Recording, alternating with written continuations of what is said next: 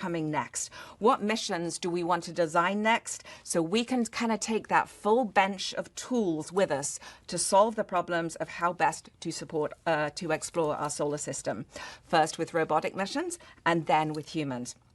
And before I pass it on to my colleagues who are going to tell you all about this incredible, the details of this incredible finding, I just want to talk a little bit more about how NASA searches for life. And there's so much happening that I am incredibly excited about. We have Europa Clipper that is on its way to explore an icy moon of Jupiter to investigate whether the subsurface ocean underneath that icy crust has the potential to support life. After that, we'll launch Dragonfly, which has been deemed the most exciting science space mission of your lifetime. And it's a drone, it's the size of an SUV, and it's going to be humanity's first airborne science mission to another world. Dragonfly will explore the amazing world of Saturn's moon Titan, which is the only place in our solar system where that have lakes of liquid on the surface. And with Dragonfly, it's going to let us understand the prebiotic chemistry that predominated Earth here before the origin of life. And the other thing we're looking for all over the universe is potentially habitable worlds. 30 years ago, we first discovered an exoplanet around another star system, and today we know of thousands of them. This has changed the very way that we look at our night sky. We know that there is, on average, a planet for every star in the sky. And as I've been saying, each new mission is specifically designed based on all of the knowledge that we've gained so far. And in this case, the knowledge is allowing us to lean forward to study a concept mission that is supported in the president's budget called Habitable Worlds Observatory. And that will allow us to search for habitable worlds and for signs of life around 100 of our nearest stars. Super, super exciting. Mm-hmm. From its vantage point in deep space, it will observe a variety of critical targets for us to go and explore, for us to sort of put our fleet of telescopes staring at those, including our amazing James Webb Space Telescope, and of course our upcoming flagship mission that we launched in 2027, the Nancy Grace Roman Space Telescope. Super excited, yay Roman. The Habitable Worlds Observatory insights could help keep astronauts and human infrastructure safe in space, and it will be the most powerful telescope NASA has ever launched, maintaining Americans' leadership in space, which is so important. But for now, back to the present and back to Mars. And so I am delighted to turn it over to Dr. Katie Stack-Morgan to tell us more about Perseverance's work on Mars, and she's joining us by phone. Take it away, Katie. Thank you so much, Nikki. The discovery of a potential biosignature or a feature or signature that could be consistent with biological processes, but that requires further work and study to confirm a biological origin is something that we're sharing with you all today that grows from years of hard work, dedication, and collaboration between over 1,000 scientists and engineers here at the Jet Propulsion Laboratory and our partner institutions around the country and internationally. A discovery like this comes from years of strategic planning and science analysis from both the rover team as well as the Mars community as we went from the development of the Mars 2020 mission as a concept in response to the priorities of the Planetary Decadal Survey, to the landing site selection, and now to the daily operations of the rover that provide us such a fantastic data set that we're going to share with you today. If we could bring up the first image here, I'll be providing some overall geologic context for the discovery of these leopard spot features. The Perseverance rover landed in Jezero crater in 2021, and this site was selected as the result of a multi-year community effort because we decided that this site was truly the best place to accomplish the Mars 2020 mission goals of seeking signs of ancient life on Mars and putting together a collection of rocks for possible return to Earth in the future. Jezero was selected because it's in a location amongst the most ancient terrains on Mars, exposing some of the oldest rocks anywhere in the solar system. And these really ancient rocks provide us a window into a period of time that's not particularly well represented on our own planet Earth, but it's a time when life was emergent on Earth and could have been on Mars as well. Jezero is also indisputably the site of an ancient lake, which we know because we have two river valleys entering into the crater and a river valley exiting the crater through which water flowed out of the crater. During the first 4 years of the mission, Perseverance explored three main geological terrains within the crater. The rover landed on the crater floor, which was a sequence of igneous rocks, including lava flows and igneous cumulates, that had a number of interactions with water and preserved probably micro-environments that were likely habitable. The rover then transitioned to the western fan. It's a sequence of sedimentary rocks whose sediments were transported from ancient terrains out of the crater into the crater in a relatively long-lived and stable lake, delta, and river setting. The rover then transitioned to what we call the margin unit. This was a thick sequence of igneous rocks that really distinguished themselves by strong orbital spectroscopic signals of the minerals olivine and carbonate. After the margin unit exploration, the rover had a chance to traverse into the Retva Vallis, which is the main feeder river valley that once fed the ancient lake that was present in Jezero. And this river valley, more than 3.5 billion years ago, this valley would have been filled with rushing rivers carrying mud, sand, and gravel from outside the crater into the lake inside the crater. This kind of energetic setting was probably punctuated by periods of calm when water would have backed up, creating a relatively low-energy lake environment where deposition by settling from suspension could have occurred. Eventually, though, this water dried up, the lakes and rivers dried up, and the Bright Angel outcrop was revealed. And this outcrop records for us a potential habitable environment that we can study and the rover can explore on the surface of Mars today. If we can bring up the next slide, please, we can see Bright Angel through the eyes of Perseverance. It's a distinct light-toned outcrop, and its current extent and relief has been exposed to us through billions of years of wind, erosion, and thermal cycling. The rover spent several months exploring this area, ultimately pushing to the northern edge of the channel where the Bright Angel formation met the margin unit. And it's here at the contact, this edge of the river valley, that the rover explored a special target called Chayava Falls. If we move to the next image, please.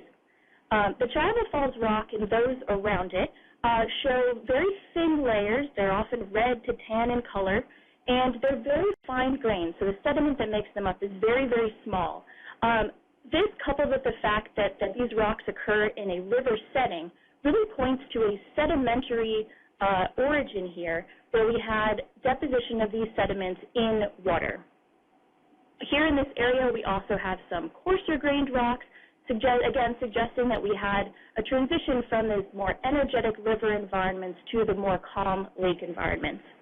And while every outcrop on Mars has an interesting story to tell, in order to really understand what makes this particular outcrop so special, we have to get our noses to the outcrop, or in this case, the rover's arm, up close and personal to take a look at all the details of these rocks. So to tell us more about that, I'm going to pass it on now to Professor Joel Hurowitz, who is the lead author of the study that came out in Nature this week. Joel, over to you. Thank you so much, Katie. If I can bring up the first view graph. What you're looking at here is a selfie that Perseverance took of itself in front of the Chayava Falls workspace in the Bright Angel Formation.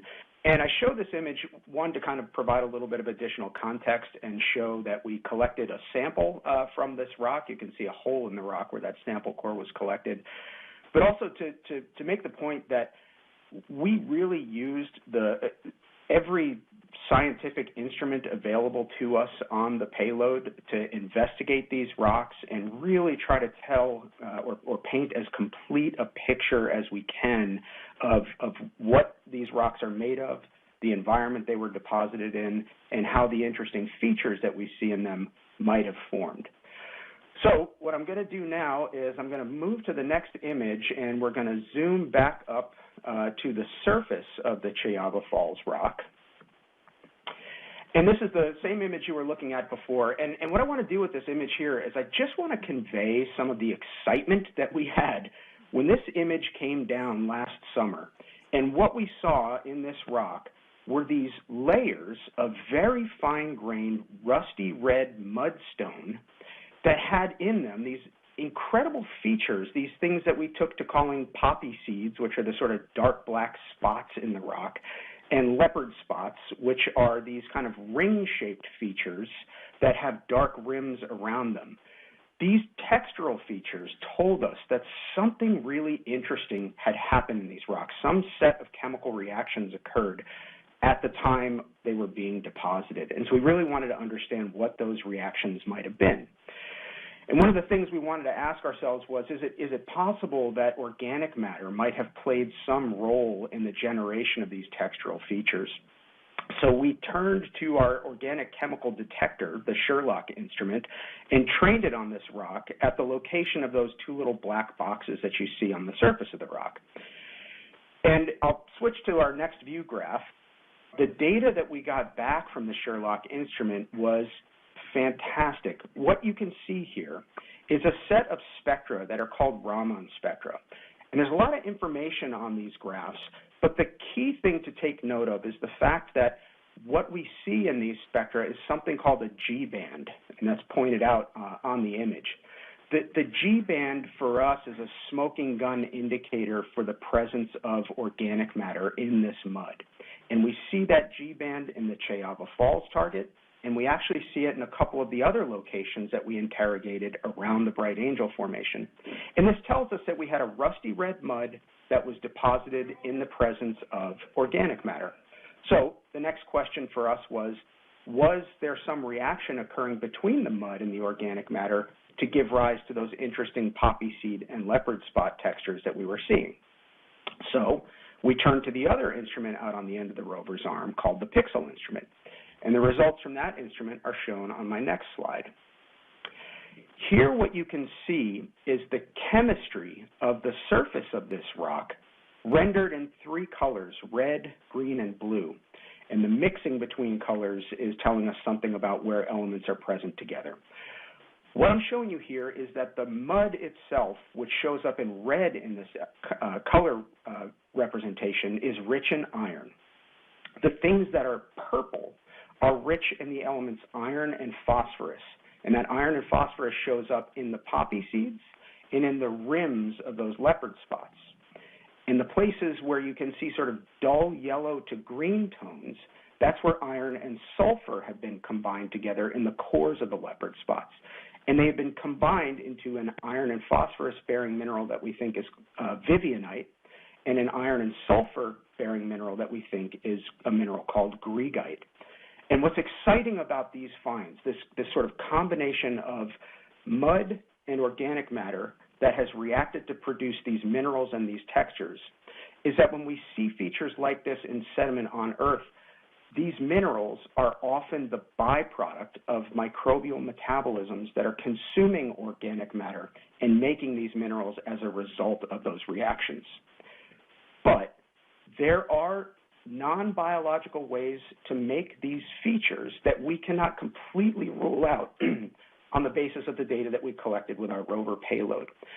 So what we need to do from here is to continue to do additional research in laboratory settings here on Earth, and ultimately bring the sample that we collected from this rock back home to Earth so that we can make the final determination for what process actually gave rise to these fantastic textures. So with that, I'm going to close out, and I'm going to turn it over to Dr. Lindsay Hayes for the next part of the program. Thanks, Joel. So in order to wrap us up, I really want to highlight some context for the points that we've made here today. First, we are excited. We're excited to be announcing the publication of this peer-reviewed paper about these features from this about 350 billion-year-old rock on Mars, right? This is about the same time as we see some of the earliest fossils of life on Earth. And so these features are helping us to better understand the potential biological history of Mars. After our announcement last year, the peer-reviewed publication is the next step in the scientific process, and it allows NASA to make the data that we collected from this mission and the science team's interpretation of that data sort of available to the broader science community for further and wider study. This work to investigate the processes that are described here will continue, and hopefully, eventually, this will be followed by the delivery of these samples back to Earth, where they could be studied in terrestrial labs. Additionally, I want to remind everyone that what we're describing here is a potential biosignature. That is a characteristic, element, molecule, substance, or feature that might have a biological origin but requires more data or further study before reaching a conclusion about the presence or absence of life.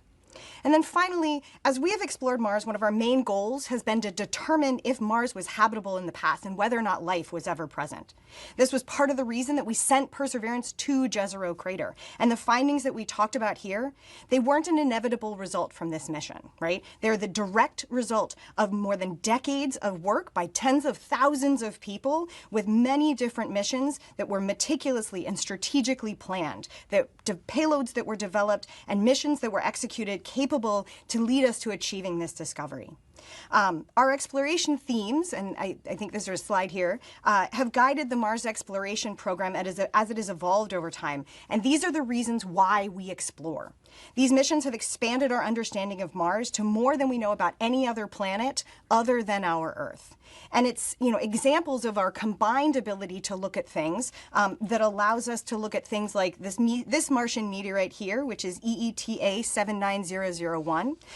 This is a Martian meteorite that was found in Antarctica, but combine these kinds of work, the curation of these meteorites, the study of these meteorites in NASA labs, with data from our missions like Viking, allowed us to characterize this meteorite and a whole host of other meteorites as coming from Mars, which allows us to do some additional context with our missions. So all of that combined work, right, there's no other space agency that has conducted such a long-term coordinated campaign in planetary exploration. And this demonstrates American leadership in space and in science, and data from these robotic explorers are now feeding forward to our plans to prepare humans to return to the moon and to go onto Mars as part of the Artemis mission. And so thank you very much, and I'm going to send it back to the moderator for time for questions, I believe. Thank you very much. Thank you so much to all of our speakers today. We are going to move on to the question and answer portion of today. As a reminder to the media, you can hit *1 to get into the queue. We were planning to take one question per person. I also want to make sure you know we do have imagery available, the imagery we showed, as well as some animations that we did not. If you go to nasa.gov, you'll be able to see our press release, and you will have access to imagery there. With that, we will go to our first question, which is from Marcia Dunn with the Associated Press. Yes, hello, good morning. For someone at NASA, what's the latest on NASA's plans to retrieve the samples from Perseverance? Has NASA made any decisions yet on the options put forth by former administration Nelson before he stepped down? Is there any kind of tentative timeline? Thank you very much. So, listen, we're looking at how we get this sample back or other samples back. What I said at the start was this is 30 plus years of exploring Mars, and that is going to continue into the future. This is exciting news. What we're going to do is look at our budgets. We're going to look at our timing, and how do we spend money better, and what technology do we have to get samples back more quickly. And so that's a current analysis that's happening right now. Again, what is the best way to do it, which is what we're looking at and thinking through at the moment. Thank you so much. Our next question is from Bill Harwood with CBS News. Yes, hi.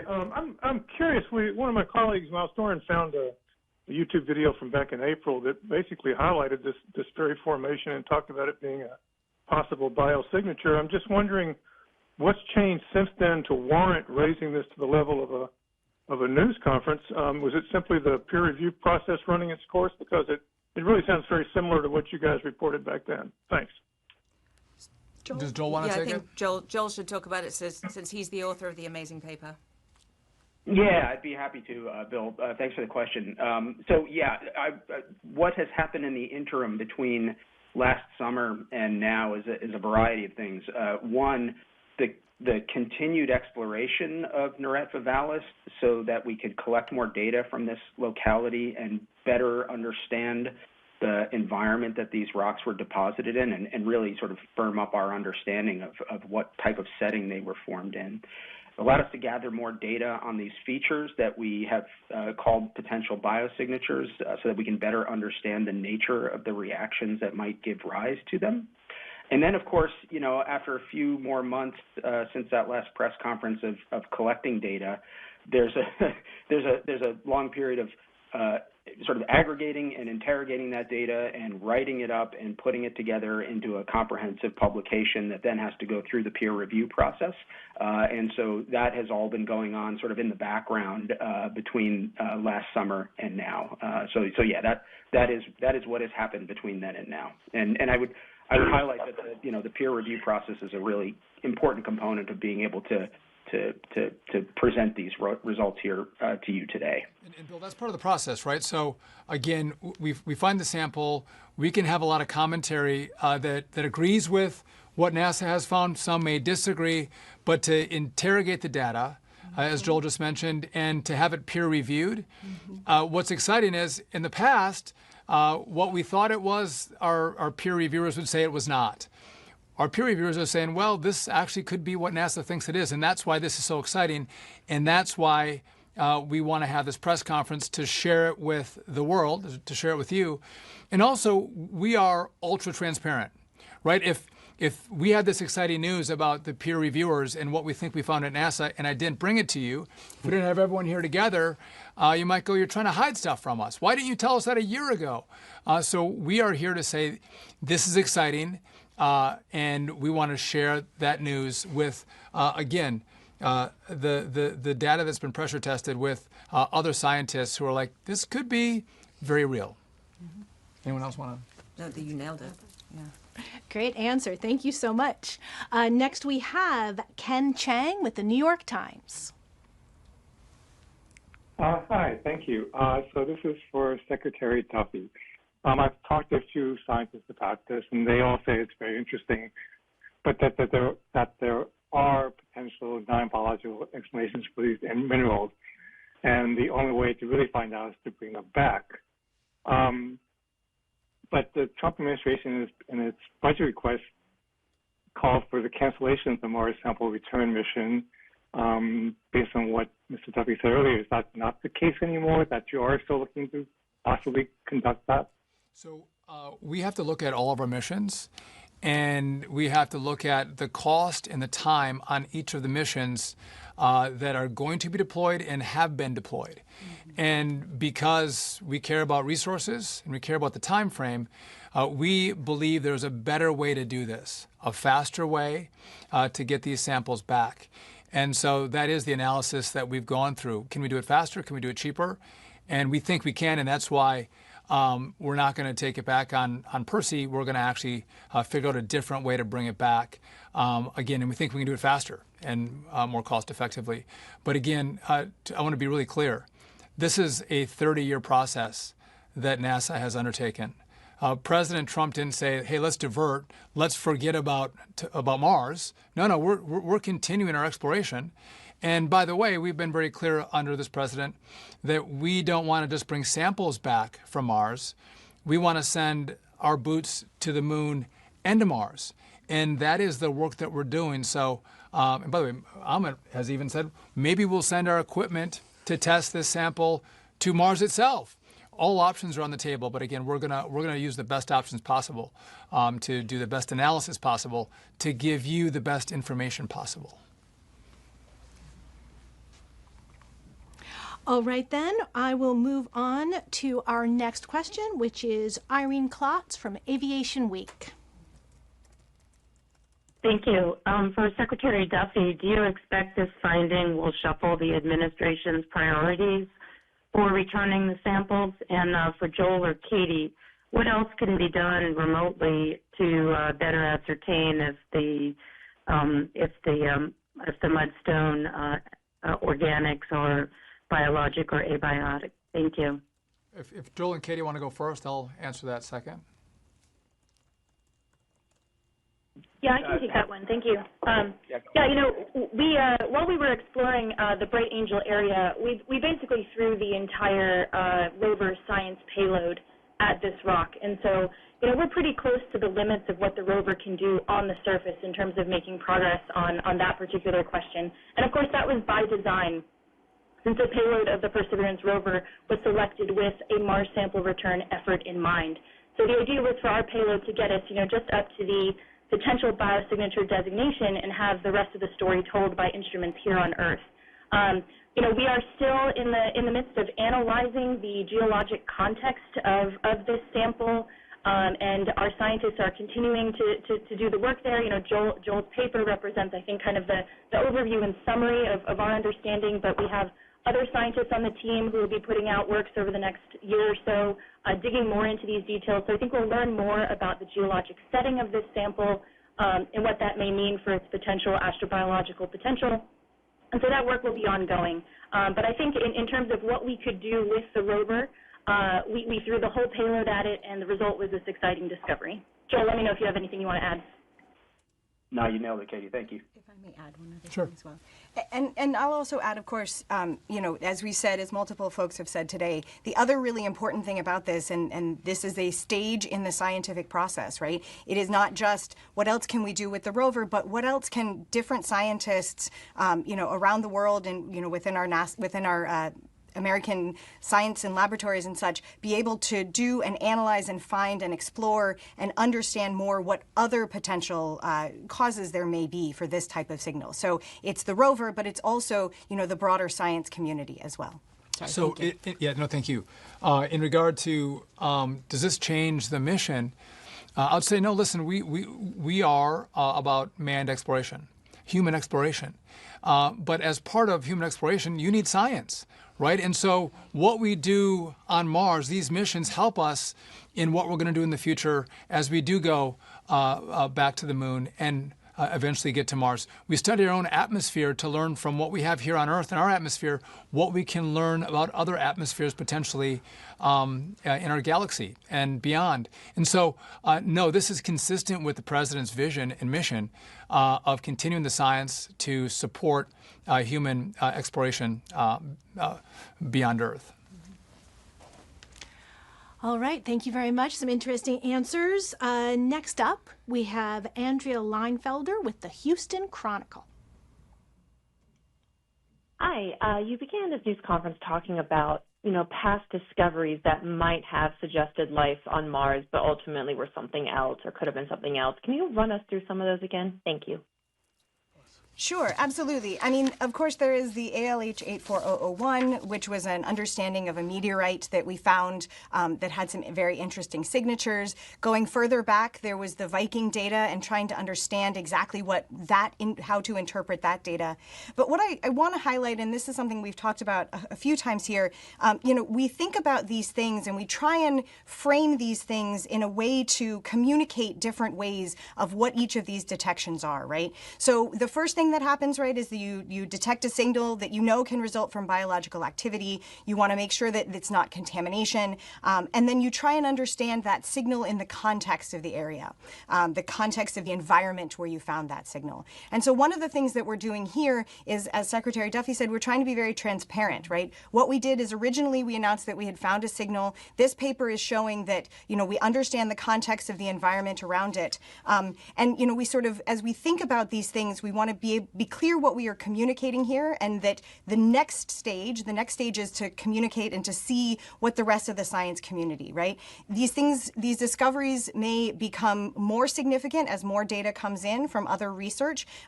Other science may show that there's other ways to create a signal like this. But as we change these things over time, you know, we're showing that we're more and more excited about this as we learn more and as we've understood more. All right, we are looking at probably about 2 more questions, but we are certainly trying to get through as many as we can. For anyone we don't get to today, definitely we'll ask you to send us notes and we will follow up. But going on, our next person is going to be Eric Berger with Ars Technica. Hi, thanks very much. A question for Secretary Duffy. You know, we talked a little bit about Mars sample return, and obviously there's some interesting things to study on Mars. China's planning to launch the Tianwen-3 mission to return samples from Mars in 2028. Does it concern you that China is likely to be in a position to accomplish this before NASA? So first, Eric, I love you guys are all asking me questions. We got some of the brightest people at NASA with us. I'll take them. I was hoping your questions were going to be more on this exciting news that we have today. But listen, we're running our plan, right? We're making the right calls for America and for our partners. And again, we lead, and we are going to continue to lead. But it's always important that we keep pushing. We have to push because we are in another space race. And what I don't want to do, and we work very well together. I want to make sure we're making the right decisions, right? And I have to look at dollars, and I have to look at time, and I have to look at return. And as we do that, we thought, well, there could be a better way to do this to get these samples back. And I again, just to continue with missions that I don't think can meet budgets and timing, I think would be foolish on my part, because across government, every government, not just the U.S. government, resources are precious. And we are going to use our resources to the best possible abilities to advance our missions the furthest. And I would just tell you, there's been a lot of conversation on science. Science isn't going away at NASA. We are leaning into the science because we need it to make sure that we're successful on our missions to the moon and to Mars. And we have Earth missions as well that have been mandated by Congress. That is part of our science.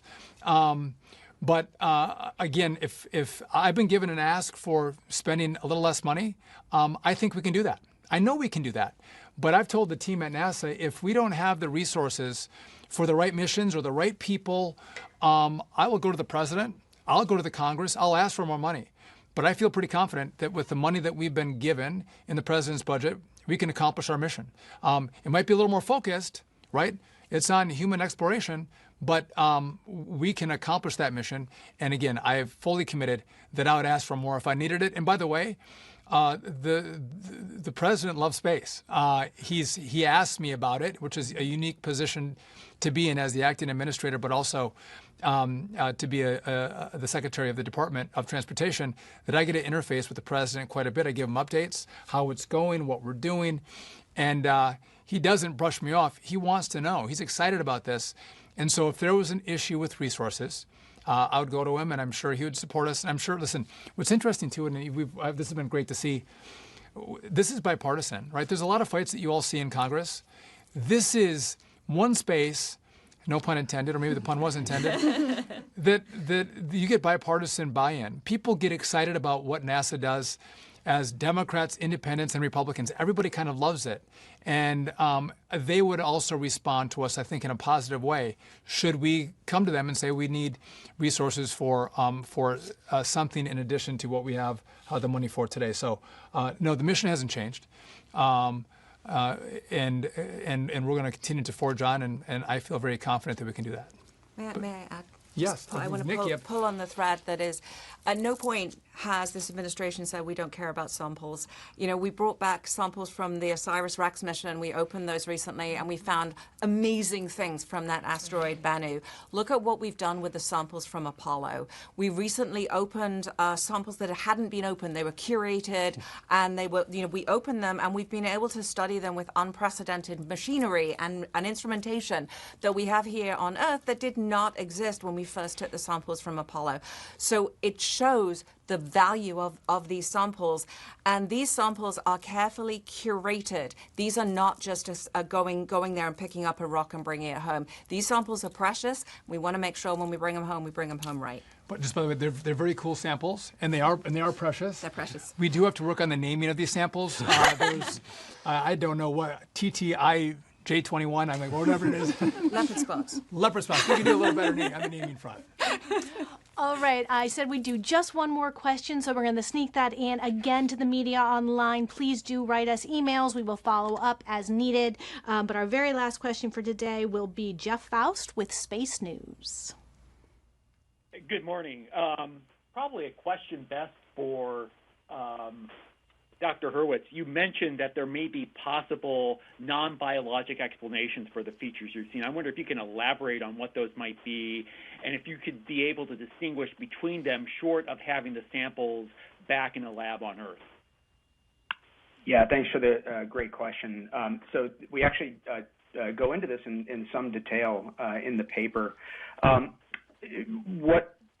What we think is possible is that the mix of ingredients that went into this mud, or into this rock, the mud and the organic matter, if combined under the right conditions, could result in chemical reactions that could produce the minerals that we see in the absence of biology. And really, maybe I'll just highlight one of them. The iron sulfide mineral I described, called greigite. One of the ways that you could combine the organic matter and iron and sulfur from the rock together and form that mineral would be to heat the rock up and basically sort of cook those ingredients to produce that new mineral phase. One of the things we sort of struggled with, I don't know, maybe that's the right way to say it, but we looked at in as much detail as we possibly could to try to understand whether these rocks actually showed any signs that they were cooked. And within the sort of capabilities of the rover, we weren't able to make that determination. They really don't look like they had been heated to the temperatures that might be appropriate to that type of reaction. But it is a pathway, and I think it's one that we hope that the research community will, take these results and go off into laboratories and run experiments to try to recreate these features under a variety of conditions, both biological and non-biological, to see, what are the options here for making these things that we've observed. Thank you, Joel. I also want to thank Katie, Nikki, Lindsay, and Amit for being here. I want to thank you all for tuning in. I want to just reiterate, we are going to be transparent. If we have exciting news, we're going to share it. By the way, we're all looking forward to you all tuning in as we do Artemis 2 that's coming at the first part of next year. Again, our mission back to go around the moon and home. But I just want to, if I could just say for a moment, I've had the privilege of being here for roughly 2 months at NASA. And I just want to reiterate what all of you at home know, which is this is one of the most amazing, if not the most amazing institutions that America has. Some of the brightest, smartest, dedicated people that this country has doing this amazing science. And again, we're going to continue to lean into it. We're going to continue to lean into manned exploration. And it's not easy. It's really hard. But when you have the smartest people in the world on this team, working to that end, success is never guaranteed. But I feel very bullish on our future and what we're going to find and the places that we're going to go with this great team at NASA. So thank you for tuning in. We'll continue to let you know what we find, what we see, what we think as we go through this process. So thank you very much.